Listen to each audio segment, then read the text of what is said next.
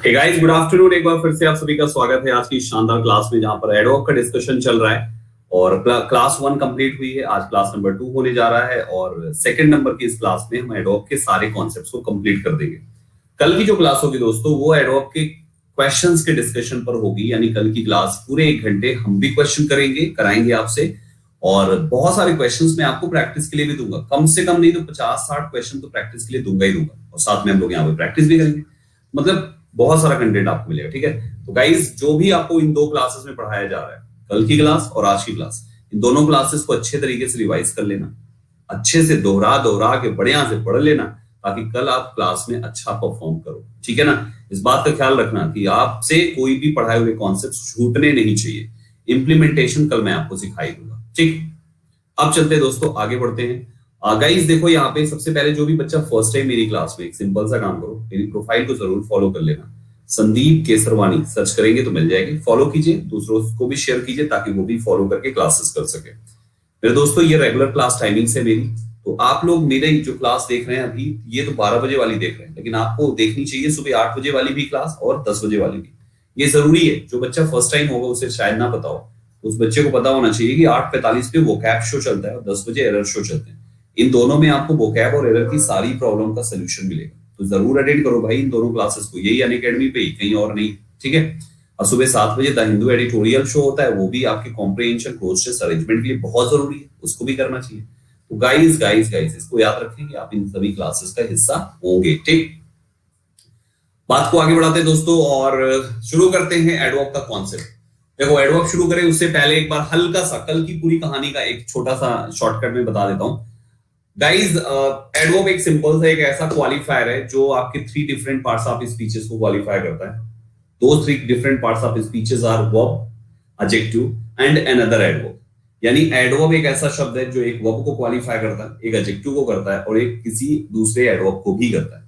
तो हमारे पास ये 3 चीजें पर पूरा का पूरा कहानी, एडवर्ब के टाइप्स और उनके यूजेस, इन सब चीजों पर हम लोग ऑलरेडी बात कर चुके हैं कल की क्लास में, ठीक है ना। कल की क्लास में हमने इसका पूरा का पूरा कंप्लीट किया। उसके आगे के कुछ पार्ट्स बचते हैं, जहां पे स्पेशल यूजेस में हमने कल शुरू किया था TOO, too much and much too का कॉन्सेप्ट। उसके आगे का सारा पार्ट हम अभी करने वाले हैं, ठीक है। तो बड़े ध्यान से, आराम से समझते हुए चीजों को करिएगा ताकि कहीं से भी गलती ना हो। आइए शुरू करते हैं। तो सबसे पहला, माय डियर एस्पायरेंट्स, सबसे पहला पॉइंट आपके सामने कि हमारे पास 2 शब्द हैं, वेरी एंड मच। इनका इस्तेमाल कहां पे होता है ये समझिएगा। माय डियर एस्पायरेंट्स, हम जब वेरी का इस्तेमाल करते हैं ना, हम वेरी का जो इस्तेमाल करते हैं, वेरी हमेशा, देखो एक एक करके पॉइंट को समझेंगे। एडजेक्टिव में पॉजिटिव डिग्री के साथ इस्तेमाल होता है। वेरी का इस्तेमाल पॉजिटिव डिग्री के साथ हम करते हैं। किसके साथ करते हैं दोस्तों? पॉजिटिव डिग्री के साथ करते हैं। सर आप रिप्लाई नहीं करोगे, क्या बात है बेटा। असिस्टेंट सेक्शनल ऑफिसर, बेटा बोलो आप लोग, पहले आप सारे सवाल ही पूछ लो, फिर टाइम बचेगा तो पढ़ा दूंगा। चलो बताओ, सेक्शनल असिस्टेंट, सेक्शनल क्या नाम है इस बालक का? क्या पूछे हो बेटा? फिर से पूछ लो, एक बार अपने सवाल डाल दो। बताओ क्या क्या पूछ रहे हो तुम, बताओ जल्दी से डालो।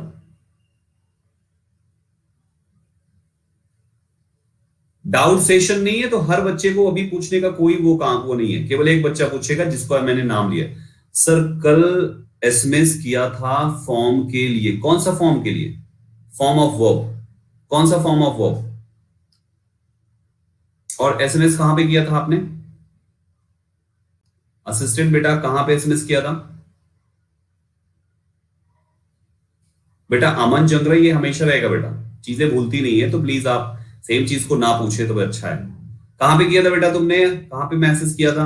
व्हाट्सएप पे। बेटा व्हाट्सएप पे डाउट्स नहीं क्लियर होते हैं, व्हाट्सएप डाउट सेशन के लिए नहीं है, तो व्हाट्सएप पे डाउट्स बिल्कुल भी ना पूछें, वहां पे डाउट्स क्लियर बिल्कुल भी नहीं किए जाते, ठीक है। अगर हर बच्चा संदीप सर से व्हाट्सएप पे पूछना शुरू कर देगा तो आप बताओ संदीप सर कब पढ़ाएंगे, कब क्वेश्चंस बनाएंगे और कब बाकी काम करेंगे? नहीं ना। तो व्हाट्सएप डाउट सेशन के लिए बिल्कुल भी नहीं है। आपको अपने डाउट्स यहाँ पे डाउट सेशन जो होता है वहां पे पूछना, ठीक है। कोई भी सवाल है यहाँ पे डाउट सेशन में आप अपने डाउट्स को पूछिए, ओके। चलिए अब चलें, अब आगे बढ़ाया जाए, आगे बात करें। ग्रेट, बहुत अच्छे। आ जाइए। वही तो, अगर हम डाउट सेशन व्हाट्सएप पे भी देंगे तो हम कब करेंगे कि बाकी सारे काम, क्लासेस 5 से 7 क्लासेस डेली, उनके कंटेंट्स को प्रिपेयर करना, आप लोगों के लिए एक बुक वाला भी जो रिस्पॉन्सिबिलिटी ले रखी है उस पर भी थोड़ा थोड़ा काम चलता रहता है। तो गाइस बहुत सारे काम होते हैं यार, आप 4 घंटे 6 घंटे 8 घंटे 10 घंटे पढ़ते होंगे, हम आपके 1.5 गुना काम कर रहे हैं। तो थोड़ा सा व्हाट्सएप पे डाउट्स बिल्कुल ना पूछें। नंबर आपके पास मेरा इसलिए है कि जब सिलेक्शन होगा तो हम लोग बात करके कुछ अच्छे तरीके से बाकी बच्चों को मोटिवेट करने के लिए काम करेंगे। कभी डिमोटिवेट होते हैं, परेशान होते हैं, निराश होते हैं, हताश होते हैं, तब आप मुझसे बात कर सकते हैं, मतलब मैसेज करके, जब मैं खाली होऊंगा तो रिस्पॉन्ड कर देता हूं। ये चीज इसलिए नंबर है, ये नहीं कि सर मुझे बताइए इसका फॉर्म ऑफ वर्क क्या होगा, है ना? ठीक है ना? Very good. चलो सो गाइस हम लोग बात कर रहे थे, देखो वेरी और मच के 3 अलग अलग कॉन्सेप्ट्स हैं, सुनना ध्यान से, इंपॉर्टेंट है ये। वेरी और मच के 3 अलग अलग कॉन्सेप्ट हैं। सबसे पहला कॉन्सेप्ट, अगर एडजेक्टिव के साथ आप वेरी और मच लगा रहे हो तो वेरी के साथ लगने वाला एडजेक्टिव हमेशा पॉजिटिव डिग्री का ही होना चाहिए। जैसे एग्जांपल के तौर पे हम लोग जब क्लास में अच्छा करते थे तो मास्टर जी दिया करते थे वेरी गुड, कुछ मास्टर जी लिख देते थे very very good, very very good लिख देते थे ना, ऐसे नहीं लिखते थे, शॉर्ट में लिखते थे वी गुड ऐसे लिखते थे। याद है मास्टर जी ऐसे ऐसे लिखते थे वी गुड। वी गुड का मतलब हो गया वेरी वेरी गुड। तो इस जगह पर क्या सीन होता था, जब केवल वेरी गुड लिखा हुआ है तो वेरी एडजेक्टिव का क्वालिफायर, तो ये एडवर्ब हुआ, और यहां पर 2 बार वेरी आया तो इस एडवर्ब ने इस एडवर्ब को क्वालिफाई किया, ये भी एडवर्ब ये भी एडवर्ब, और एडवर्ब ने यहां पे एडजेक्टिव को क्वालिफाई किया। तो एडजेक्टिव का क्वालिफायर एडवर्ब, एडवर्ब का क्वालिफायर एडवर्ब, ये पार्ट यहां पर है। तो पहली इंपॉर्टेंट बात यह है कि कोई भी एडजेक्टिव जब पॉजिटिव डिग्री का होगा तो हमेशा याद रखना वो एडजेक्टिव के साथ आप वेरी इस्तेमाल करेंगे। चाहे आप वेरी गुड बोलिए, चाहे आप कहिए कि Rakesh is very intelligent, Rakesh बहुत ही इंटेलिजेंट है। आपने कहा प्रिया इज वेरी क्लेवर, प्रिया बहुत ही क्लेवर है। कुछ भी कहिए, हर जगह पर आपको पॉजिटिव डिग्री ही इस्तेमाल करनी है ना। This is a very important question, तो वेरी के साथ इंपॉर्टेंट आएगा। तो आपके हर जगह पर वेरी शब्द आया नहीं कि आप पॉजिटिव डिग्री मार देंगे, सीधा सीधा पॉजिटिव डिग्री वहां पे। अब वेरी के साथ पॉजिटिव डिग्री तो हो गया, नेगेटिव पॉजिटिव डिग्री पॉजिटिव होना चाहिए बेटा कुणाल, डिग्री पॉजिटिव होना चाहिए, एडजेक्टिव का टोन नहीं, डिग्री पॉजिटिव होना चाहिए। आपका इंसान इंपॉर्टेंट हो, क्लेवर हो, इंटेलिजेंट हो या तो डल हो, इससे कोई नहीं फर्क पड़ता, डिग्री पॉजिटिव है, एडजेक्टिव आपका पॉजिटिव होने पर वेरी अपने साथ ले लेगा। ठीक है, उससे फर्क नहीं पड़ता कि उसका टोन पॉजिटिव है या नेगेटिव है, इससे कोई फर्क नहीं पड़ता। ठीक, दूसरा शब्द आता है दोस्तों, पहला तो ये हो गया, दूसरा शब्द आता है वेरी के इस्तेमाल के बाद, वेरी पॉजिटिव डिग्री के साथ था तो मच किसके साथ आएगा, मच आएगा कंपैरेटिव डिग्री के एडजेक्टिव के साथ। जैसे वेरी गुड मिलता था वैसे ही मच बेटर मिलता है, मच बेटर होता है। वेरी इंटेलिजेंट होता है तो यहां पर मच मोर इंटेलिजेंट होगा, comparative degree much more intelligent, समझे, मच मोर इंटेलिजेंट होता है, और very intelligent, very intelligent much more intelligent, comparative degree use करेंगे। हम बोलेंगे गाइस यहां पर और भी क्या लिखा था हमने, वेरी इंपॉर्टेंट, तो हम यहां पर लिखेंगे मच मोर इंपॉर्टेंट, क्योंकि मच आएगा तो मोर इंपॉर्टेंट, कंपैरेटिव डिग्री आपको डालनी पड़ेगी। तो ये पॉइंट आपको याद रखना है, वेरी पॉजिटिव डिग्री के साथ एंड मच कंपैरेटिव डिग्री के साथ यूज किया जाता है। इतना समझ में आ गया भाइयों सबको? आ गया सबको समझ में? वेरी स्मार्ट होता है, मच स्मार्टर होता है, वेरी टॉल होता है, मच टॉलर होता है, वेरी क्लेवर होता है, मच क्लेवरर होता है, मतलब मच के साथ कंपैरेटिव डिग्री आती है, बस इतना याद रखना। ठीक, अब बात ये आती है कि संदीप सर और भी क्या इसमें कंडीशन बन सकती है? बन सकती है, सुनिएगा। वेरी मच एक साथ भी इस्तेमाल हो सकते हैं। जैसे आदमी बोलता है ना I love you very much, आदमी बोलता है ना I love you very much, I love you so much, ऐसे करके बोलता है। थैंक यू वेरी मच बोलता है ना आदमी, तो ये जो आपका बोला जाता है ना thank you very much, thank you very much, इसका मतलब क्या हो गया? थैंक यू वेरी मच का मतलब क्या हो गया कि थैंक यू, आपको धन्यवाद, थैंक यू वेरी मच। आप मुझे बता सकते हो ये सेंटेंस कौन सा है? ये सेंटेंस असर्टिव है, इंटरोगेटिव है, इंपरेटिव है, ऑक्टेटिव है, एक्सक्लामेटरी, ये कौन सा सेंटेंस है? ये कौन सा सेंटेंस है बता सकते हो? ये इंपरेटिव सेंटेंस है, क्योंकि ये थैंक शब्द मेन ऑफ की फर्स्ट फॉर्म से, अब मेन ऑफ की फर्स्ट फॉर्म तो इंपेरेटिव ही होता है। थैंक यू मेन ऑफ की first form object, very much यानी तुमको धन्यवाद बहुत ही ज्यादा। तो बहुत ही ज्यादा क्या, धन्यवाद। ये मच जो शब्द है ये आपका थैंक के लिए है, थैंक यू वेरी मच। अतः यहां पर मच एक एडवर्ब है और एडवर्ब के लिए एडवर्ब है ये वेरी शब्द। समझ में आया? तो आपका इस टाइप से बोला जाता है थैंक यू वेरी मच, इसीलिए बोला जाता है। ठीक, नाउ द क्वेश्चन इज कि ठीक है ये तो चलो अंत में लिखा हुआ है, ये तो अलग बात हो गई, ये तो अंत में लिखा हुआ है। अभी तो ये चल रहा है ना कि इसके बाद क्या आएगा, उसके बाद क्या आएगा। जैसे वेरी के बाद, वेरी के बाद मैंने बताया कि बाद में पॉजिटिव डिग्री, मच के बाद में कंपैरेटिव डिग्री, ये तो सबके बाद है, इनके बाद तो कुछ लिखेंगे। तो इनके बाद में क्या आएगा ये सुनिए। तो वेरी मच जब कभी भी एक साथ आएगा, आप बता सकते हो इसके साथ कौन सी डिग्री आएगी भाइयों? वेरी मच के साथ कौन सी डिग्री आएगी? Comparative degree. बिल्कुल सही जवाब दिया आपने, क्योंकि नियरेस्ट वाले को देखा जाएगा, करीब का मच है तो मच के साथ कंपैरेटिव होता है, अतः यहां भी कंपैरेटिव ही आएगा। मतलब अगर आपको कहीं पे भी दिखे तो आप लिखेंगे very much better, very much better, very much smarter, कुछ भी कह लीजिए। Very much better, very much smarter, very much wiser, very much taller, very much more intelligent, very much more beautiful, यानी हर जगह पे आपको वेरी मच के साथ comparative comparative comparative degree use करनी है। क्लियर हुआ? अब एक सवाल है संदीप सर, सुपरलेटिव के साथ क्या नहीं आता क्या? पॉजिटिव का आपने बता दिया, कंपैरेटिव का आपने बता दिया, अब सुपरलेटिव को बताइए। माय डियर एस्पायरेंट, सुपरलेटिव में कॉन्सेप्ट देखिए क्या होता है, इसको समझिएगा, सुनिएगा ध्यान से। सुपरलेटिव के साथ का कॉन्सेप्ट ये है, केवल सुपर, पॉजिटिव के साथ वो, कंपैरेटिव के साथ वो। अब सुपरलेटिव के साथ क्या होता है? हम लोग एक चीज जानते हैं कि सुपरलेटिव डिग्री के साथ हम आर्टिकल द का इस्तेमाल करते हैं, करते हैं कि नहीं करते हैं, आप बताइए। जैसे हम लिखते हैं he is the best student, ऐसे बोलते हैं the best student of my class, है ना। She is the smartest girl, smartest girl, the smartest girl, यानी हम सुपरलेटिव के साथ आर्टिकल द यूज करते हैं। तो वेरी कहता है कि जब मुझे सुपरलेटिव के साथ लिखोगे तो तुम मुझे एडजेक्टिव के करीब लिखोगे, एडजेक्टिव के करीब, मतलब तुम लिखोगे द वेरी बेस्ट, एडजेक्टिव ये है उसके करीब आएगा, द सरक जाएगा थोड़ा सा। The very smartest, the very smartest, ठीक, एडजेक्टिव के करीब लिखोगे, कहीं भी लिखना हो एडजेक्टिव के करीब लिखोगे। The very best, the very smartest, the very tallest, the very whatsoever, कुछ भी कह लीजिए, ठीक है। तो हम इसको एडजेक्टिव के करीब लिख दिया हमने, वेरी। फिर मच कहां लगेगा? मच कहता है भैया हमको ना दा को सुपरलेटिव से अलग नहीं करना, उनको लगा रहने दो साथ में, हमें बस किनारे बैठा दो। तो आपका यहां पर मच के साथ होता है ये मच द बेस्ट, दोनों में अंतर समझ लीजिए आप।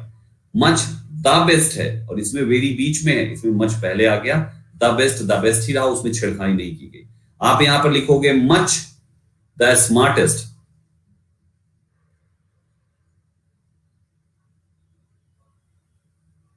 Right everybody. सो इस टाइप से आपको याद रखना है, इस टाइप से याद रखना है आपको, इस टाइप से याद रखना है आपको, इस टाइप से याद रखना है। The very tallest building, construction कैसे बनाएंगे आप अर्पिता बेटा? This is the very tallest building नहीं होगा, अगर आप एक ही बिल्डिंग की बात कर रहे हैं तो हम बोलेंगे this is a very use करेंगे, क्योंकि आपको मैंने एक बार और किसी क्लास में बताया था कि डिग्री जब कंपैरिजन की हो तो यूज करते हैं, डिग्री जब कंपैरिजन की हो तब कंपैरेटिव या सुपरलेटिव पे जाइए, अदरवाइज पॉजिटिव जैसा ही उसको ट्रीट किया जाता है। याद होगा हमने कुछ मोस्ट वगैरह पर एग्जांपल दिए थे आपको, ठीक। ठाकुर जी कह रहे हैं द वेरी मोस्ट इंटेलिजेंट, हाँ जी वेरी मोस्ट इंटेलिजेंट सही है, दा पहले हो गया, दा के बाद वेरी और आगे का एडजेक्टिव हो गया, बिल्कुल सही है। चाहे वो मोस्ट से बनाइए चाहे ईएसटी से बनाइए, कॉन्सेप्ट वही है, ठीक है। द मच स्मार्टेस्ट नहीं होता, मच द स्मार्टेस्ट होता है बेटा। ये देखिए मच और सुपरलेटिव डिग्री पूरा एक साथ रहता है, आर्टिकल को उससे अलग नहीं करते, right everyone, done. This is a very biggest house, this is a very big house कह दीजिए, बिगेस्ट क्यों कह रहे हैं आप? This is a very big house, क्योंकि इस बिगेस्ट शब्द से ही साफ साफ झलक रही है ना, आप जब बिगेस्ट बोल रहे हो तो बिगेस्ट से तो साफ साफ झलक रहे हैं ना कि बहुत सारे होंगे मोहल्ले में घर और ये सबसे बड़ा है ना। हमने जो आपको मोस्ट का एग्जांपल दिया था वो मोस्ट वाला एग्जांपल के साथ वहां पे काम करेगा, क्योंकि मोस्ट प्लस एडजेक्टिव बनाकर सुपरलेटिव बनता है। तो हम मोस्ट का मतलब सुपरलेटिव भी होता है, मोस्ट का मतलब ज्यादा भी होता है। उस कंडीशन में जरूरी नहीं कि हर जगह पर मोस्ट शब्द सुपरलेटिव के ही फॉर्म में आए, लेकिन आप जब ईएसटी से बना दोगे तो ये तो कंफर्म ही हो गया कि वो सुपरलेटिव है, तो वो तो सुपरलेटिव जैसा फिर वहां पे टोन होना ही चाहिए। Got it everybody? तो ऐसे करके हमने वेरी के और मच के positive, comparative and superlative degree के बारे में सीखा। ठीक है, जैसे द वेरी बेस्ट होता है भाई, वैसे ही द वेरी वर्स्ट भी हो जाएगा। जैसे द वेरी बेस्ट होता है यार, वैसे ही तो द वेरी वर्स्ट हो जाएगा। क्यों नहीं होगा यार भाई मेरे, समझ गए? आगे चलें। मच मच ब्यूटीफुल क्या होता है? मच मच ब्यूटीफुल क्या होता है प्रभात? आप कुछ भी पूछ रहे हो बेटा, कहीं से भी दिमाग में कुछ भी आ रहा है, आप लोग पूछे जा रहे हो क्या? कुछ भी मच मच ब्यूटीफुल पूछोगे आप। मच मच ब्यूटीफुल क्या होता है? हाँ चलो आ जाओ। सो गाइस, यहाँ पे हमने देखा इस पार्ट को पूरा का पूरा। आई होप आपको यहां तक क्लियर हो गया। ठीक है, अब इसके बाद वेरी मच का गेम इतने में खत्म नहीं होता, बल्कि अभी इस पे एक्सेप्शन भी है, कुछ अलग चीजें भी हैं, उसको भी सीखिए। हमारा वेरी का इस्तेमाल, सबसे पहली चीज हमने आपको बताया कि एडजेक्टिव की पॉजिटिव डिग्री, एडजेक्टिव की कंपैरेटिव डिग्री के साथ हम करते हैं। वेरी अलग, मच अलग। लेकिन एक और इंपॉर्टेंट बात पता है क्या है? एक इंपॉर्टेंट बात यह है, आपको भी एक टॉपिक पढ़ाया जाएगा 28 तारीख को शायद शेड्यूल हुआ है, जिसका नाम है पार्टिसिपल। सुना है नाम ये पहले भी कभी?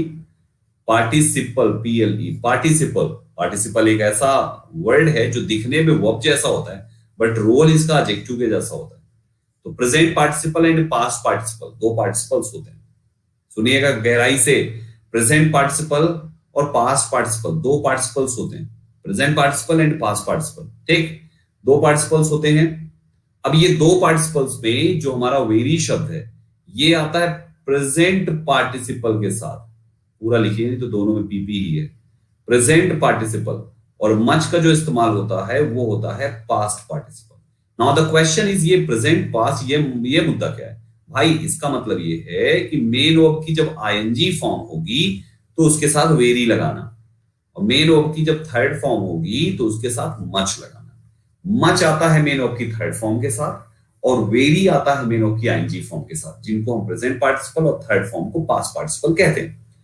एग्जाम्पल के तौर पे, जैसे अगर आप कहते हो कि ये कहानी तो बड़ी इंटरेस्टिंग है, तो ये कहानी this story is very interesting. हम बोलेंगे यहां पर वेरी इंटरेस्टिंग।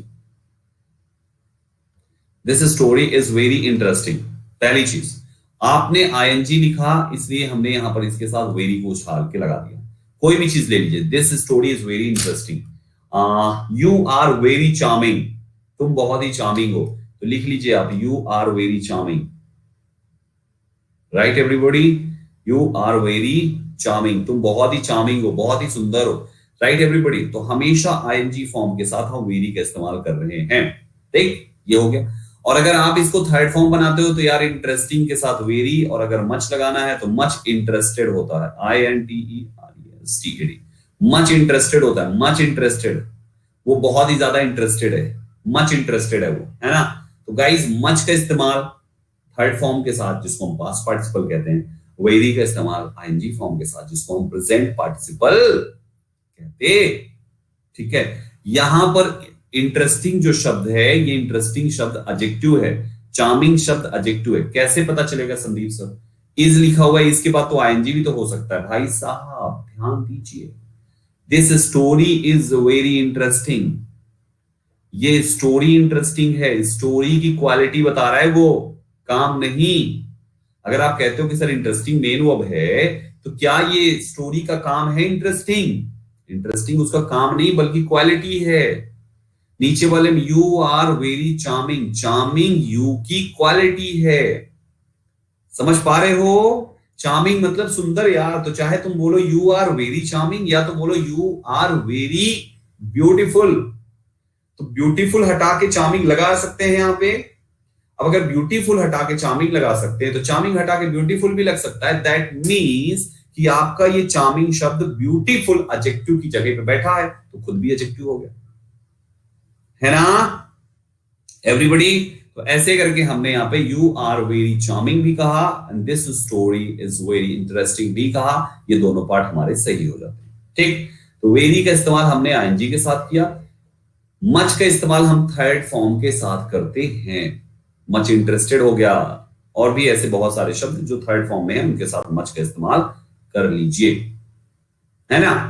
ठीक है, अब ये तो बात हो गई भाई साहब कि हमारा वेरी और मच के साथ के इस्तेमाल पे। ठीक, थोड़ा सा अलग से क्या है, एक्सेप्शन क्या है संदीप सर, इसमें एक्सेप्शन क्या है, इसमें एक्सेप्शन क्या है?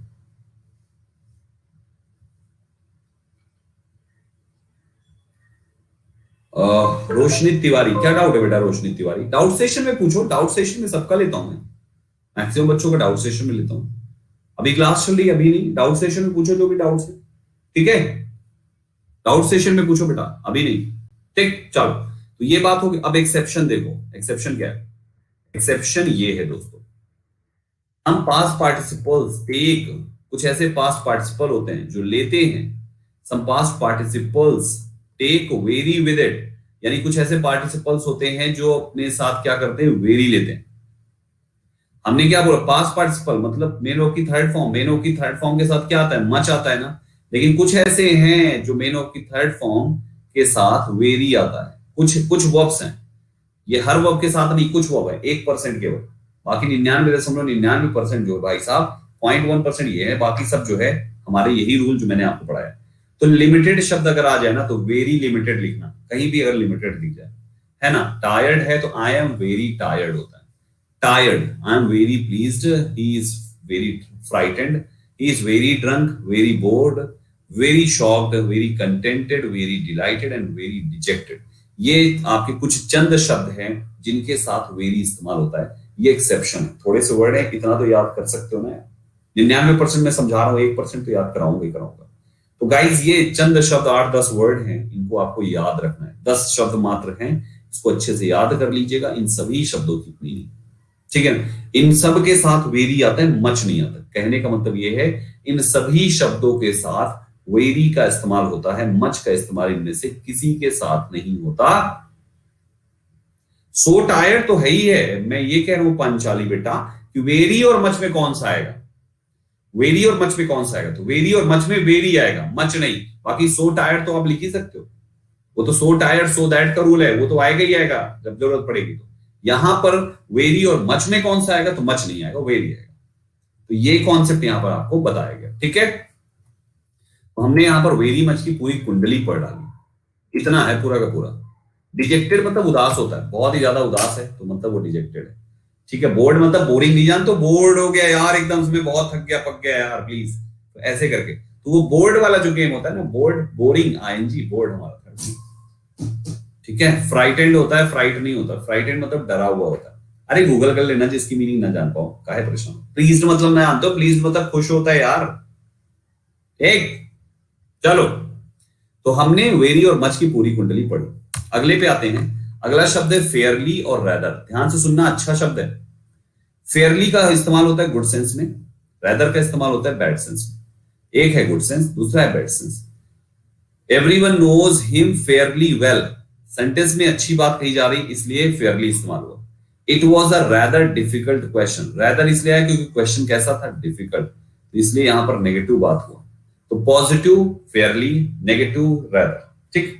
अब सुनो एग्जाम्पल में और क्या कह रहे हैं कि फेयरली या रैदर के बाद नाउन हो तो आर्टिकल की पोजीशन ध्यान से समझ लें कौन कहां पे लगेगा। आप अभी ऊपर के दो एग्जांपल्स में देखिए, फेयरली के बाद यहां पे नाउन नहीं है, रैदर के बाद यहां पे नाउन नहीं है। लेकिन अगर मान लो नाउन आ जाए तब तो आप Fairlie plus adjective plus noun करना पड़ेगा। अब फेयरली एडजेक्टिव प्लस नाउन, और रैदर आ जाए तो रैदर पे दो कंडीशन, दो बनेगा। एक तो वही same to same a fairly, वैसी आ रैदर एडजेक्टिव नाउन, और दूसरा रैदर है एडजेक्टिव प्लस नाउन।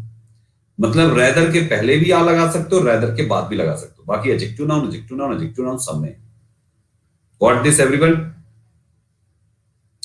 जैसे she is a fairly good girl, she is a fairly good girl, तो आप देख रहे हैं यहाँ पे फेयरली के लिए यहाँ पर नाउन है, अतः आर्टिकल आ फेयरली और वो नाउन लिख दिया। अब नाउन का क्वालिफायर होगा तो बीच में तो लगेगा ही उसके पहले।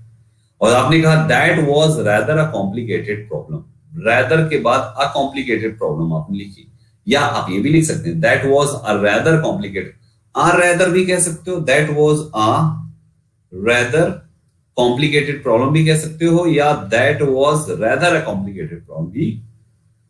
तो दोनों सही यहां पर होता है, चाहे जैसे आप करें। बस याद रखना फेयरली और रेदर में फेयरली पॉजिटिव, रेदर नेगेटिव, इतना याद रखना। Fairlie positive and rather negative होता है, याद रहेगा। बहुत अच्छे। रेदर कौन सी डिग्री है? रेदर सब, रेदर फेयरली, ये सभी, ये फेयरली ये मत सोचो कि दूसरी डिग्री है, ये वो सब पॉजिटिव डिग्री है, ये एडवर्ब है, ठीक है ना। ये सभी पॉजिटिव, सारे एडजेक्टिव्स और एडवर्ब्स पॉजिटिव डिग्री में होते हैं। हमें उनका कंपैरेटिव या सुपरलेटिव बनाना पड़ता है, ये इंपॉर्टेंट बात है। कंपैरेटिव या सुपरलेटिव बनाना पड़ता है। आगे चलते हैं।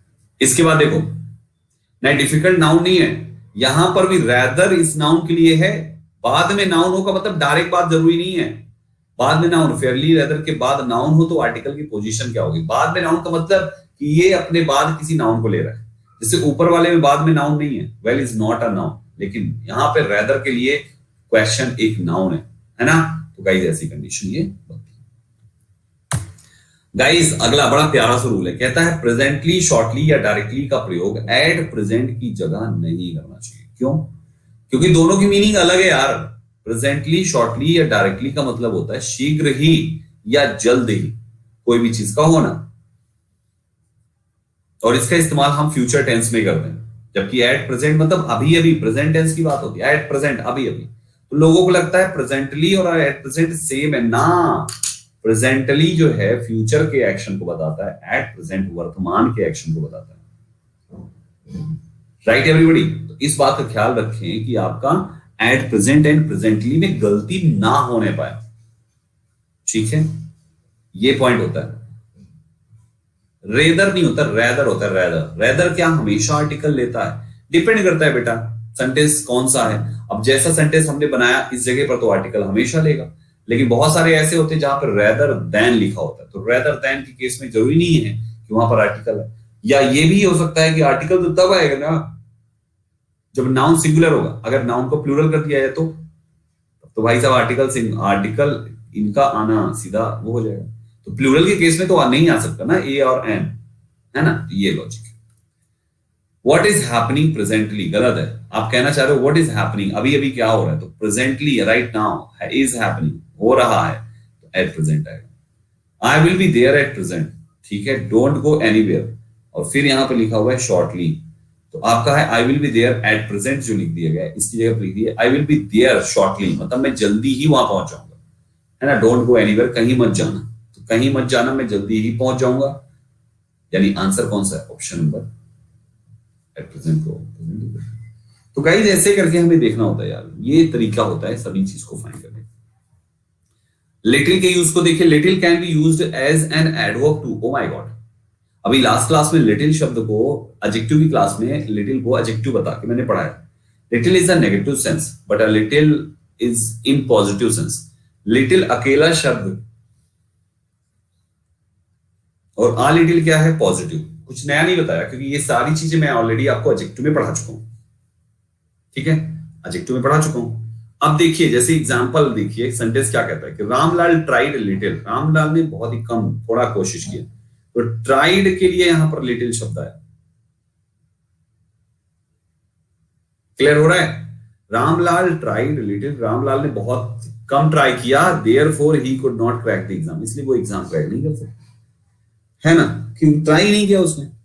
ही सीम्स लिटिल सैड, वो थोड़ा सा वरीड जो है, सैड वो सीम्स होती है, प्रतीत होता है, बिकॉज ही वो has lost his bag at the railway station. तीसरा है could you move a little, a little मतलब क्या तुम थोड़ा सा मूव करोगे, थोड़ा सा करेगा तो वो पॉजिटिव सिग्नल दिया ना, तो पता है यहाँ पे पॉजिटिव। आई बात समझ में?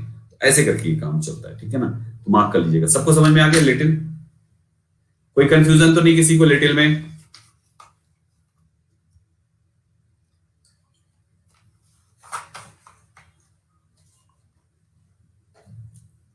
पॉजिटिव डिग्री, लिटिल के बाद पॉजिटिव डिग्री यूज किया गया था। लिटिल के बाद पॉजिटिव डिग्री, आप देख लो सारे एग्जांपल्स यहां पर लिटिल के बाद सैड लिखा हुआ है, यहां लिटिल के बाद हैप्पी लिखा हुआ है, तो पॉजिटिव डिग्री आता है ना। बाकी सेंटेंस पे डिपेंड करता है, क्योंकि आप एज एन एडवर्ब यूज कर रहे हो यार, तो एडवर्ब बना के यूज कर रहे हो तो एडवर्ब की पोजीशन दोगे ना। लिटिल एज एन एडजेक्टिव अपने बाद नाउन लेता है, लेकिन यहाँ पे एडवर्ब है, तो एडवर्ब हो सकता है वर्ब प्लस लिटिल लिख जाए, जो कि यहाँ पे है ना। तो ही सीम्स लिटिल, जैसे could you move a little, देख लो यहाँ पे मूव के लिए अ लिटिल है, फुल स्टॉप है, मतलब कुल मिला के यहाँ पे ये सीन बनता है, ठीक है। चलो द लिटिल यहाँ पे नहीं आता, आ little little, the little adjective हो जाएगा फिर, ठीक है। हाँ, दो शब्द है, एक नेगेटिव है एक पॉजिटिव है। द लिटिल मतलब जितना है सारा का सारा, तो सारा का सारा तो हमेशा नाउन होगा, जब वो नाउन हो गया तो लिटिल शब्द एडजेक्टिव हो जाएगा, तो द लिटिल तुम्हारा एडजेक्टिव है, ठीक है। गाइस अगले कुछ शब्द हैं जस्ट और जस्ट नाउ, इनका इस्तेमाल कैसे होता है। जस्ट मीन्स होता है बिफोर मेन ऑफ, जस्ट का इस्तेमाल, जस्ट मतलब ठीक मेन ऑफ के पहले लगाइए, और just now after main of, just now main of के बाद, आफ्टर मेन ऑफ, और केवल जस्ट बिफोर मेन ऑफ, जैसे he is just coming, main of के पहले लगाया, ही केम हियर जस्ट नाउ, है ना, ही केम हियर जस्ट नाउ, ये लगाया। तो जस्ट का इस्तेमाल कहां पे है, बिफोर मेन ऑफ, ये चीज होता है।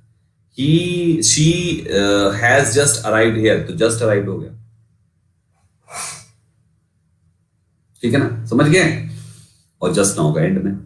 एनी कंफ्यूजन, कोई कंफ्यूजन किसी को। Just eating, just having drink, कुछ भी कह सकते हो, वो पार्ट सही है, हो गया। आगे चलते हैं, ग्रेट। गाइस गाइस गाइस, बड़ा स्पेशल सा पॉइंट है, इस पर भी क्वेश्चंस आते हैं। नेवर यूज डबल नेगेटिव्स, कभी भी किसी एक सेंटेंस में ना दो नकारात्मक बात करने वाले वर्ड्स कभी भी इस्तेमाल नहीं होने चाहिए। डबल नेगेटिव्स में कुछ भी, मतलब जरूरी नहीं कि नॉट और नो साथ आए तभी उसको डबल नेगेटिव मानोगे आप। डबल नेगेटिव का मतलब हो सकता है कि एक नॉट आए और दूसरा लिख जाए हार्डली, तो ये एक नेगेटिव शब्द है, तो ये नेगेटिव मिला के डबल नेगेटिव हो गया, और ये कभी नहीं आएगा, फिर एक हटाना पड़ जाएगा। ही hardly narrate nothing about his past, hardly भी लिखा आपने और नथिंग, तो दोनों शब्द मिला के नेगेटिव हो गया, तो ही आपका होना चाहिए he narrates anything about his past, इसको नरेट्स करो। Done everybody.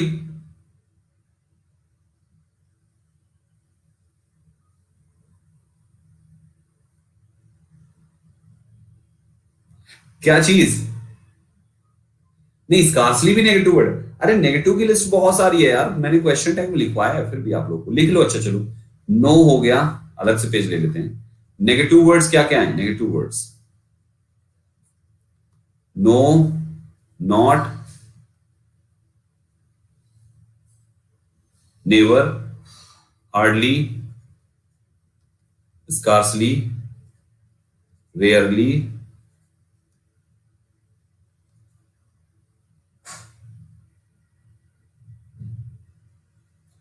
Hardly, scarcely, rarely, बेयरली,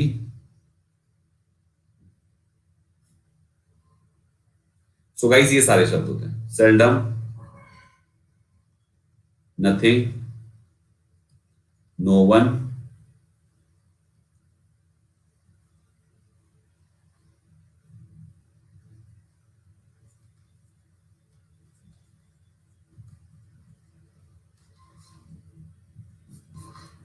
ये सारे शब्द होते हैं, कोई भी ले लो, ठीक है ना। तो इन सभी को नेगेटिव वर्ड कहते हैं, कोई भी दो एक साथ कभी भी नहीं आएंगे, ये रूल है इसका, ठीक है। तो गाइस आई होप आपको ये पार्ट समझ में आ गया, ठीक है। चलो आगे बढ़ते हैं। गाइस इसके बाद अगला है, देखो ये पेयर वाइज याद रखना है, कुछ नहीं है, अभी याद करा देता हूं।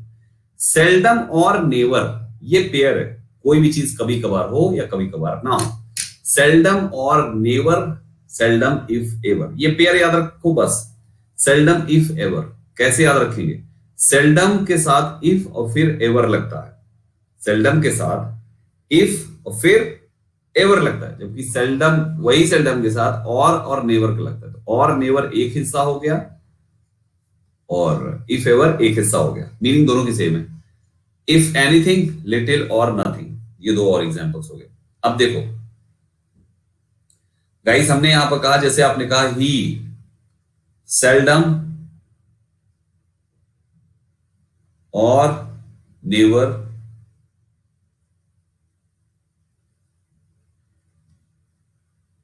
तो ही सेल्डम और नेवर, सेल्डम और नेवर, सेल्डम और नेवर याद रखना है। और अगर आप लिखते हो सेल्डम इफ, तो लिखिए he seldom if ever.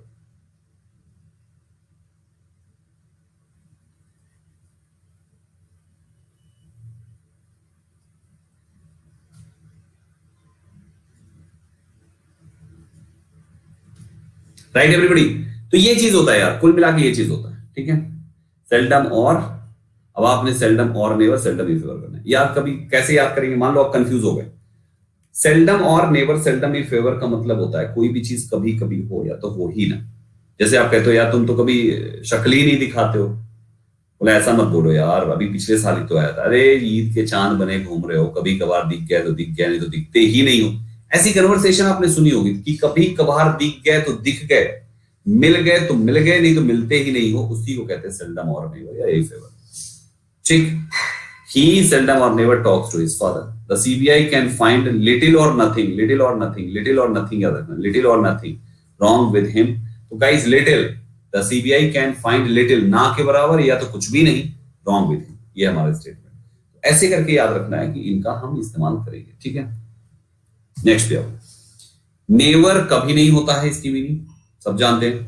Not का मतलब नहीं होता है, ये भी आप जानते हो।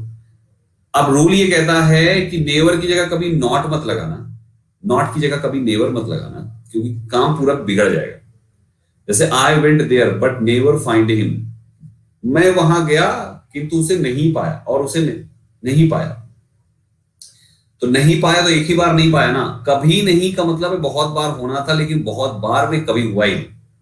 और नॉट मतलब एक ही बार। तो भाई साहब यहां पर I went there but find him, I went there but never find him. तो गाइस यहां पर आपका जो स्टेटमेंट है ये इस्तेमाल हो रहा है यहां पे। अब नेवर यहां पे नहीं होना चाहिए, बल्कि यहां पे डिड नॉट फाइंड हिम होना चाहिए, ठीक है। आ रही बात समझ में सबको? यस और नो?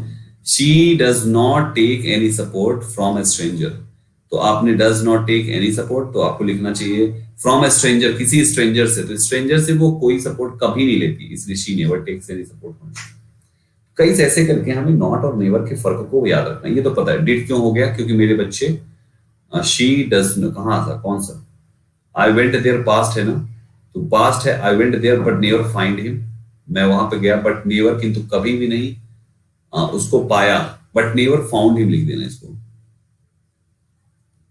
ठीक है ना। तो ये होगा, वहां पे एरर थी, typing error, but never found him, ठीक है। तो नेवर फाउंड, फाउंड में से डिड निकल आएगा सीधा सीधा, मैं वहां पे गया किंतु उसको कभी नहीं पाया। ओके, नहीं फाइंड नेगेटिव का टोन नहीं देता, बिल्कुल नहीं देता। फाइंड जो है नेगेटिव का टोन कभी नहीं देता, ठीक है ना। चलो ये हो गया। नेक्स्ट पे ये लेट और लेटली में क्या अंतर? कुछ लोगों को लगता है लेट का एडवर्ब फॉर्म लेटली, ऐसा नहीं है। लेट शब्द खुद एडजेक्टिव और एडवर्ब दोनों होता है, लेकिन लेटली का मतलब होता है हाल ही में, यानी कि एडवर्ब। ये है लेट मतलब देरी से यार, सेम रहता है, ये सेम टू सेम रहता है लेट एडजेक्टिव और एडवर्ब दोनों के फॉर्मेट में। जैसे my boss does not like late comers, मेरा बॉस लेट कमर्स को नहीं पसंद करता है। तो लेट इस जगह पर एक एडजेक्टिव है क्योंकि कॉमर्स के लिए लगा हुआ है। The train going to Manali has arrived late, train जो मनाली को जा रही थी हैज अराइव्ड लेट, वो लेट आई है ना। यहां पर भी लेट जो है अराइव के लिए है, एक वर्ब के लिए। अराइव्ड लेट, यहां पर लेट एक एडवर्ब है, ठीक। और फिर है have you visited any place lately, क्या तुमने हाल ही में कोई प्लेस विजिट किया है? तो लेटली का मतलब होता है हाल ही। Getting everybody? तो ऐसे करके पॉइंट्स करते हैं, समझ में आ रहा है? समझ में आ रहा है?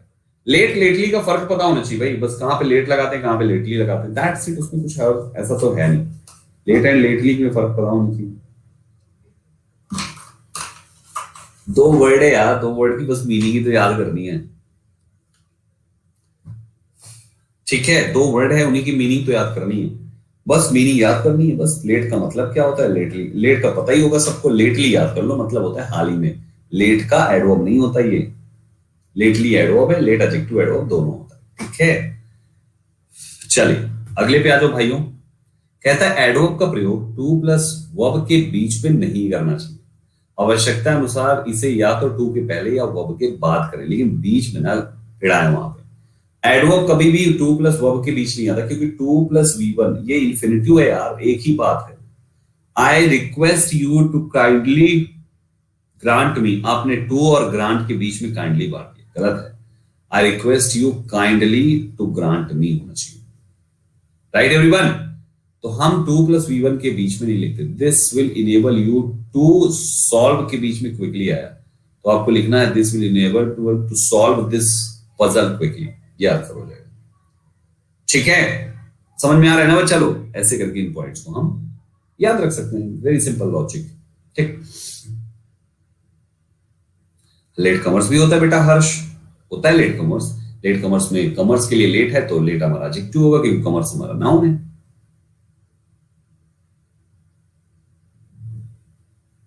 ठीक हो गया।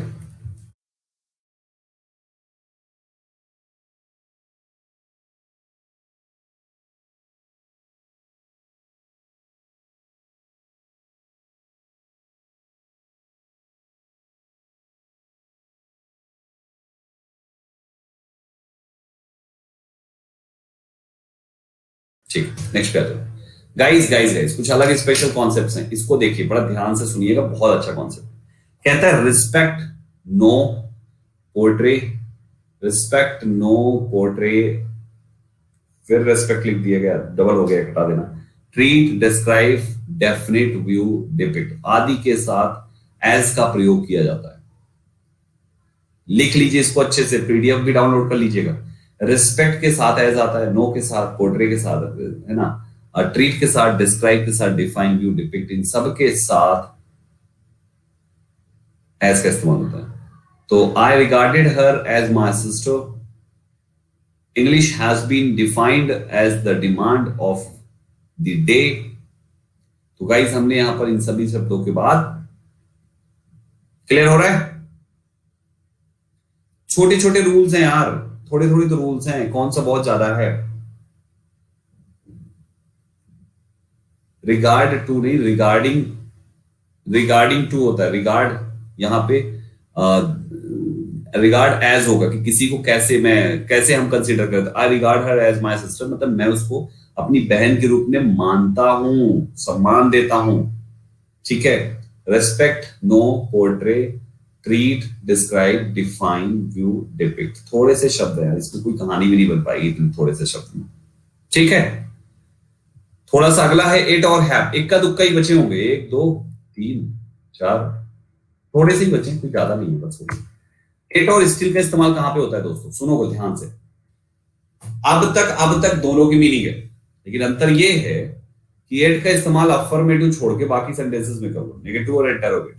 स्टिल का इस्तेमाल अफर्मेटिव कर लो, जैसे मेन वर्ब के पहले और ये एट द एंड में। Have they arrived at, interrogative है तो अंत में लगाओ, इंटरोगेटिव है तो अंत में, ये अंत मतलब वर्ब के बाद। She has she not it been to Manali, और अगर आपका आईएनजी फॉर्म है तो सीधा गेटिंग एवरीबॉडी।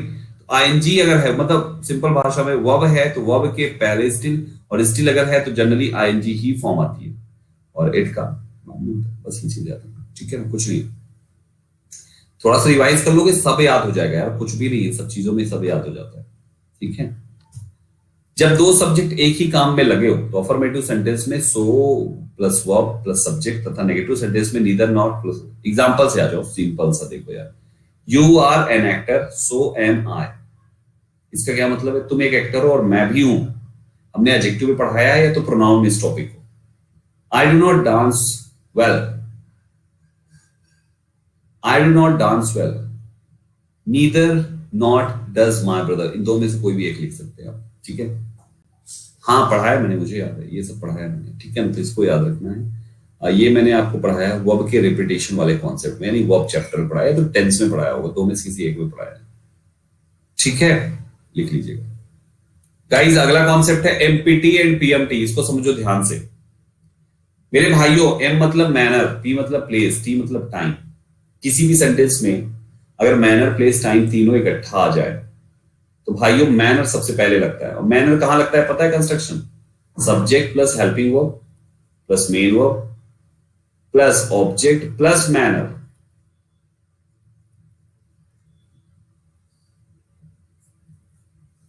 तो यहां पर एमपीटी का मतलब पहले ये सीक्वेंस करो, फिर यहां से मैनर, फिर प्लेस, फिर टाइम करो। और पीएमटी में क्या होता है? एग्जांपल देखो, जैसे I walk silently at my office, तो साइलेंटली हो गया मैनर, कैसे करता हूं? साइलेंटली। एट माय ऑफिस हो गया मेरा प्लेस, तो मैनर पहले प्लेस बाद में। आप देख लो यहां पे मैनर पहले,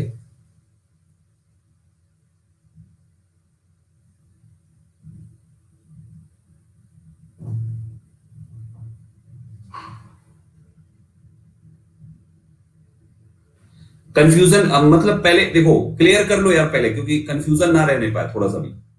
पहले आप पूछ लो, मैं इसीलिए रुका हुआ हूं, मैं कमेंट्स देख रहा हूं ताकि आपकी सारी कंफ्यूजन को यहीं पे पहले क्लियर कर दे, तभी अगला वाला कॉन्सेप्ट उठाए। अदरवाइज कल की क्लास में भी थोड़ा सा 10 मिनट 15 मिनट डिस्कस कर सकते हैं। ऑब्जेक्ट के बाद बैनर आता है, एवरीवन नोज। आपको जब कल की क्लास हमने पढ़ाई थी तो मैंने क्या सिखाया था कि मैनर का इस्तेमाल हम ऑब्जेक्ट के बाद करते हैं। अगर ऑब्जेक्ट मिसिंग है तो मेन वर्ब के बाद हम कर सकते हैं मैनर, क्योंकि मैनर किसका बताया जाता है? मैनर बताया जाता है आपके काम का ही, तो काम का मैनर बताया जाता है, तो काम जो है उसका मैनर हो गया, तो काम के बाद ही तो आप लगाओगे। ठीक है, तो एमपीटी का सीक्वेंस, पहले एमपीटी का सीक्वेंस ध्यान दो, नीचे वाले को भी रोक के रखो। एमपीटी का सीक्वेंस ध्यान दो, एमपीटी हमें करना होता है। ठीक है, तो आपने लिखा I walk silently at my office, I walk silently at my office, तो यहाँ पे साइलेंटली मैनर हो गया, ऑफिस प्लेस हो गया, मैनर पहले प्लेस बाद में। एमपीटी मैनर आ गया, प्लेस आ गया, टाइम नहीं है तो हटा दो, सीक्वेंस यही रखना। ठीक है ना। आपने कहा रोड पे कुत्ते बहुत जोर जोर से भौंक रहे हैं, रोड पर कुत्ते बहुत जोर जोर से भौंक रहे हैं, तो आपने कहा dogs are barking, dogs are barking. अब आपको सबसे पहले क्या लिखना है? Manner, dogs are barking loudly, कहां पे? रोड पर, on the road. So my dear aspirants, यहाँ पे आपने डॉग्स आर बार्किंग, बार्क करने का तरीका जोर जोर से है तो लाउडली लिख दिया, एम हो गया। अब प्लेस चाहिए, तो प्लेस में हमने लिख दिया यहाँ पर ऑन द रोड। अब अगर टाइम भी आपको मेंशन करना है तो आप लिख सकते हो यस्टरडे, डॉग्स वर बार्किंग कर लीजिएगा, dogs were barking loudly on the road yesterday, yesterday time हो जाएगा, एमपीटी पूरा आ जाएगा एक ही सेंटेंस में। लेकिन कुछ ऐसी वर्ब्स है जिनके साथ पीएमटी बनता है, और वो वर्ब ज्यादा नहीं है, एंटर, गो, कम, अराइव, मूवमेंट वाली। एंटर गया, चल के गया, गो चल के गया, कम चल के आया, अराइव चल के पहुंचा। गाइस ये कंडीशन याद रखना, चल के गया, ये मूवमेंट वाली वर्ब्स हैं। जब ये मूवमेंट वाली वर्ब्स आएंगी तो बस पीएमटी कर देना यार, क्योंकि आप एंटर कर रहे हो तो किसी जगह में एंटर करोगे या तरीके में एंटर करोगे? जगह में। जा रहे हो तब भी जगह जाओगे, आ रहे हो तब भी किसी जगह पे आओगे, आप अराइव हो रहे हो तब भी किसी जगह को अराइव करोगे। तो ऐसी वर्ब्स जो हमारी इस टाइप से किसी, राइट एवरीबॉडी, राइट, तो ऐसे जो मूवमेंट वाला एक्शन हो, हम उसमें हमेशा मूवमेंट करके किसी प्लेस को ही पहुंचते हैं, इसलिए प्लेस पहले आ गया, पी हो गया और फिर एमटी हो गया। मतलब यहां से जो ये एमपीटी है इसमें से पी उठ के शुरू चला गया ना, यहां से पी उठ के चला गया, बाकी एमटी अपनी जगह। जैसे एग्जांपल में ही एंटर्ड, तो एंटर किया, कहां पे किया? तो वो प्लेस में एंटर किया ना गाइस, वो प्लेस पहले मेंशन करो, हिज बेडरूम। अब कैसे? अब लिखना है तुमको एम टी, पी तो पहले आता, पी एम तक पहुंचा, टी है ही नहीं इसमें। ठीक है, आई होप यहां तक क्लियर हो गया सभी को, any confusion? Great, let's move to the next question. अगला कॉन्सेप्ट क्या कहता है? Deny, prevent, lest, until, unless, prohibit, both, forbid, etc. वाले सेंटेंस में किसी नेगेटिव वर्ड का प्रयोग नहीं करते। ये कोई अलग से नियम नहीं है, आप जानते हो। क्यों नहीं करते?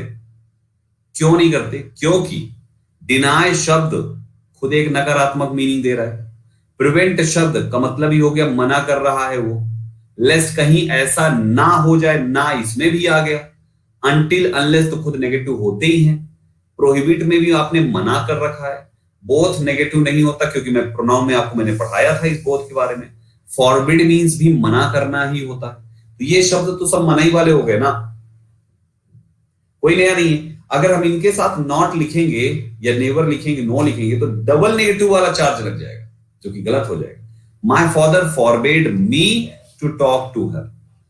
और अगर आप यहां पर लिखोगे माई फादर फॉरबेड हटा के ऑर्डर्ड लिख दो, माई फादर ऑर्डर्ड मी, तो तुमको लिखना पड़ेगा not to talk to her. Sentence की मीनिंग सेम रखने के लिए not to talk to her. देख लो दोनों की लाइन एक ही है। My father forbade me to talk to her, मेरे पिता ने उससे बात करने के लिए मना किया है, मतलब बात नहीं करनी है। And my father ordered me not to talk to her, मेरे पिता ने उससे बात करने के लिए, उससे बात नॉट टू टॉक ना करने के लिए मुझे आदेश दिया है। तो बात तो एक ही होगी ना। जब ऑर्डर आया तो ऑर्डर शब्द नेगेटिव पॉजिटिव दोनों हो सकता है, नकारात्मक तो है नहीं, नॉट आएगा। फॉरबेड आया, नकारात्मक हो गया, नॉट नहीं आएगा।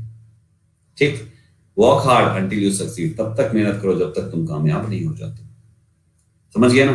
अब जब तक तुम कामयाब नहीं हो जाते, हिंदी में देखो नहीं हो जाते आया, लेकिन आप बताओ कहीं पर यहाँ पे अंटिल के बाद नहीं शब्द का नॉट लिखा हो, नहीं ना, दैट मीन्स हमारा नॉट नहीं लिखा जाता क्योंकि खुद नेगेटिव है।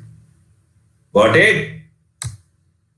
कुछ थोड़ी बहुत और वर्ब्स हैं। Choose, make, appoint, call, make था ये, इलेक्ट, क्राउन, इसको हटा दो, मेक लिखा हुआ है। क्राउन, थिंक, कंसीडर एटसेट्रा के बाद एज का प्रयोग गलत होता है। अभी देखो उस समय मैंने यही बताया था, कौन सी क्लास थी यार, 10 बजे वाली क्लास में था शायद, किसी ने पूछा था। तो इन शब्दों के बाद एज का प्रयोग ना करें। क्यों? नरेंद्र मोदी जी वॉज इलेक्टेड, अगर आप लिखते हो एज द पीएमओ यानी पीएमओ के जैसे, तो पीएमओ के जैसे का मतलब है एक पीएमओ कोई और है। ऐसा होता है क्या भाई साहब? कभी नहीं होता। पीएमओ एक ही होता है और उनके जैसे नहीं हो सकता। अतः इलेक्टेड द पीएमओ इंडिया हो गया। She is considered the best speaker of India हो गया, है ना, क्योंकि अगर आपने एज लिख दिया दैट मींस बेस्ट स्पीकर कोई और है, उसके जैसे ये कंसीडर हुआ, जो कि हो ही नहीं सकता, है ना। बेस्ट आपने बोला इंडिया का बेस्ट स्पीकर, तो एक ही होगा ना भाई साहब। लॉजिक वही है यार, सिंपल है, समझने का है बस, हो गया। Has to, have to, had to, used to के पहले एडवर्ब ऑफ फ्रीक्वेंसी का प्रयोग किया जाता है। कितना सिंपल है, आप कोई नया नहीं है, आप जानते हो यार। ये फ्रीक्वेंसी वाले एडवर्ब्स यार, नेवर, ऑफन, यू, ऑलवेज, ये सारे शब्द फ्रीक्वेंसी। तो I always have to walk late night, जैसे I always walk late night ना, I always have to walk late night, had to walk late night, सारी चीजें यहां पे। तो ऐसे करके हमें I never used to participate in the protest, तो हम इनके पहले यूज करते हैं। कोई नया रूल नहीं है, कॉन्सेप्ट समझ लिए तो सब अपने आप सेट हो रहे हैं। ठीक है। वर्ब के साथ forward, home, in, of, back, away, on, out, round आदि के आने पर एडवर्ब मैनर का प्रयोग इनके बाद करा जाता है। आप जानते हो मैनर का प्रयोग मेन वर्ब के साथ करते हैं या तो ऑब्जेक्ट के साथ। अब जब इनके साथ पहले से प्रेपोजिशन चिपका होगा तो एडवर्ब ऑफ मैनर और सरक जाएगा, और क्या। ये केवल इन्हीं के साथ नहीं, किसी के साथ भी, किसी भी वर्ब के साथ। मतलब इसका लॉजिक यह है कि अगर वर्ब प्लस प्रेपोजिशन है ना भाई, अगर ये फिक्स वाला लॉजिक है ना, प्रेपोजिशन फिक्स वाला, तो भाई तुम्हारा मैनर जो है ना, जो वर्ब के बाद पड़े हो ना, वो सीधा फिर वर्ब के साथ सटे हुए प्रेपोजिशन के बाद आएगा। बात वही है, बात वही है यार। अरे वॉक अवे होता ही है यार, वेंट आउट तो होता ही है ना यार, phrasal verb, went out angrily, walk away happily. Got it. वही बात है, कुछ नया एग्जांपल नहीं है, कोई नया रूल नहीं है, ये बात वही है। फिर लिखा हुआ है पैसिव वॉइस में एडवर्ब ऑफ मैनर का प्रयोग मेन वर्ब के पहले और बाद दोनों जगह कर सकते हैं। क्या बात है। मैनर चाहे आप मेन वर्ब के पहले या बाद करो पैसिव वॉइस में, जैसे द एनिमेशन वॉज डिजाइंड है ना, पैसिव वॉइस हुआ। अब चाहे आप ब्यूटीफुली केयरफुली इसके पहले लिख दो, चाहे आप ब्यूटीफुली केयरफुली इसके बाद लिख दो, दोनों कंडीशन सही है, क्योंकि was plus third form passive voice हो गया। पैसिव वॉइस में दोनों साइड हो सकता है मैनर, लेकिन एक्टिव वॉइस में केवल व केवल बाद में होगा, या तो ऑब्जेक्ट के बाद, ऑब्जेक्ट नहीं है तो मेन वर्ब के बाद। ठीक है, सिंपल लॉजिक है। 1 2 3 4, ओ बस इन्वर्जन कल कराऊंगा, इन्वर्जन से पहले तक का बस ये थोड़ा सा बचा है, 3 स्लाइड बची है, इसको डन कर लेते हैं। ठीक है ना, इन्वर्जन कल कराएंगे, इन्वर्जन का कॉन्सेप्ट आज नहीं बताऊंगा। Guys, adverb of place, adverb of frequency and adverb of time का प्रयोग एक साथ एक सेंटेंस में होने पर पहले देख लो कौन कौन से एडवर्ब है, कल पढ़ाया था इसलिए अच्छे से याद रखना है। Adverb of place, adverb of frequency, adverb of time. तो हमारा सीक्वेंस होगा P F T. He goes, कहां, प्लेस लिखिए पहले, to his office, he goes to his office. Frequency कितनी बार उसकी जाने का है, तो 5 बार, ये फ्रीक्वेंसी है। कितने दिन में, इन अ मंथ, ये टाइम है। तो हमारा अगर ये सीक्वेंस आता है तो पी एफ टी, देखो पी एमपीटी एक था, एमपीटी एक था, पी एमटी, है ना। तो यहां पर आपके पास क्या था, टीपी तो है ही है, इसमें भी टीपी, एम यहां पर था, एम की जगह पे एफ आ गया है, तो ये हो जाएगा पीएफटी। गॉट इट, पीएफटी का चीज हो जाएगा। सीक्वेंस थोड़ा सा पैटर्न, कुछ एग्जांपल्स बनाना इस पे और कुछ नहीं है। एडवर्ब ऑफ डिग्री या क्वांटिटी एक्सेप्ट एनफ का प्रयोग ठीक उस एडजेक्टिव या एडवर्ब के पहले करें जिसकी यह विशेषता बताता है। क्या बात है, सुनो सुनो सुनो, कह रहा है कि एडवर्ब को एडजेक्टिव के पहले किया जाता है इस्तेमाल, बस ये कहने का मतलब। अरे हम लिखते नहीं है वेरी इंटेलिजेंट यार, एग्जाम्पल्स से रूल्स को याद रखा जाता है। एडजेक्टिव से पहले आया कि नहीं आया एडवर्ब, एडजेक्टिव से पहले आता है एडवर्ब, बस ये याद रखना है।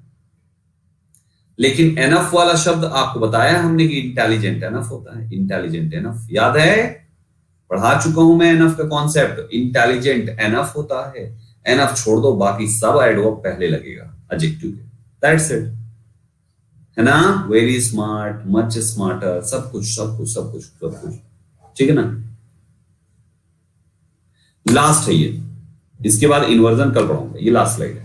None too and only too, चलो अच्छा, none too and only too, ये बात देख लो, थोड़ा सा देख ही लो, एक ही बचा है, लास्ट है। नन टू ओनली टू का मतलब क्या होता है, मतलब समझो पहले। नन टू का मतलब होता है नॉट वेरी, बहुत ज्यादा नहीं, not very. Use before adjective, use in negative, example से रटेगा ये। ओनली टू का मतलब केवल वेरी होता है, यूज इन अफर्मेटिव, ये नेगेटिव यूज होगा। यूज बिफोर एडजेक्टिव, एडजेक्टिव से पहले यूज होगा, और ये अफर्मेटिव में, ऊपर वाला नेगेटिव में, जिसमें नॉट है, नन है, वो नेगेटिव यूज होगा, जिसमें ओनली है वो अफर्मेटिव में होगा। जैसे इन हाउसफुल 4 ही हैड ओनली 2, आपने ओनली 2 लगाया, good memory, so you cannot expect him to remember everything properly। अब आप यहां पर लिख रहे हैं none to good memory, क्योंकि none to का मतलब not very होता है ना, मीनिंग तो वही होती नेगेटिव।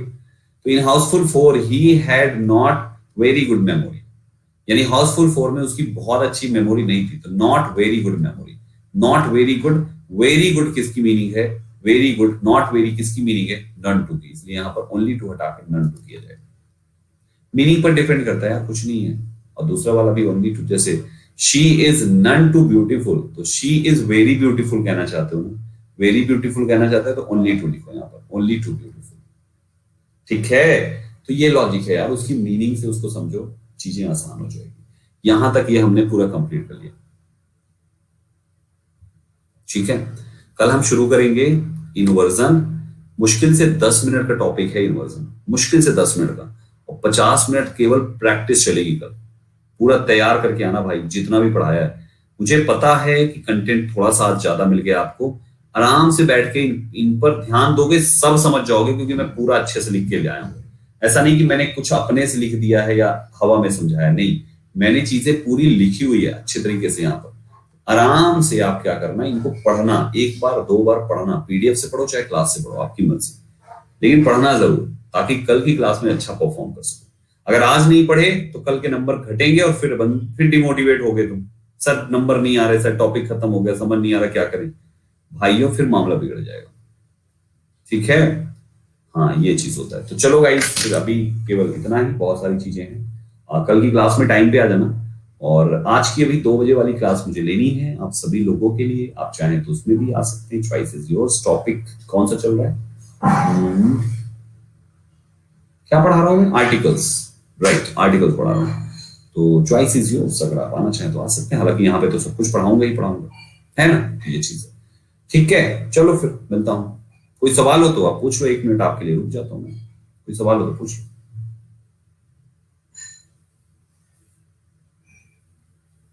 है बोथ बॉयज डिड नॉट, गलत है, both boys did not come yesterday, गलत है, हम बोथ बॉयज नहीं लिखेंगे बेटा, तो आपने आगे नॉट लिख दिया ना, तो इधर बोथ नहीं लिखा जाएगा, हम यहाँ पे लिखेंगे दो बॉयज है ना, तो neither of the boys, neither boys did not come yesterday, sorry neither boys come yesterday, did not नहीं आएगा क्योंकि नीदर शब्द लग गया है, ठीक है। नीदर लग गया, एक नकारात्मक लग गया, दूसरा नकारात्मक आएगा, ये चीज है। नीदर लगाओ ना, एडजेक्टिव तो होता है ना, ये डिस्ट्रीब्यूटिव एडजेक्टिव। नीदर शब्द नीदर ऑफ भी होता है, नीदर नॉर भी होता है, और नीदर नाउन भी होता है, नीदर के साथ नाउन मतलब। तो neither boy is also correct, that means दो ही लड़के। नीदर बॉय का मतलब ही होता है दो लड़के, ठीक है। चलो गाइस, तो अभी के लिए इतना ही, मिलते हैं आपसे अगली क्लास में बहुत सारे क्वेश्चंस के साथ, तैयार होके आइएगा, ठीक है। Okay, bye bye.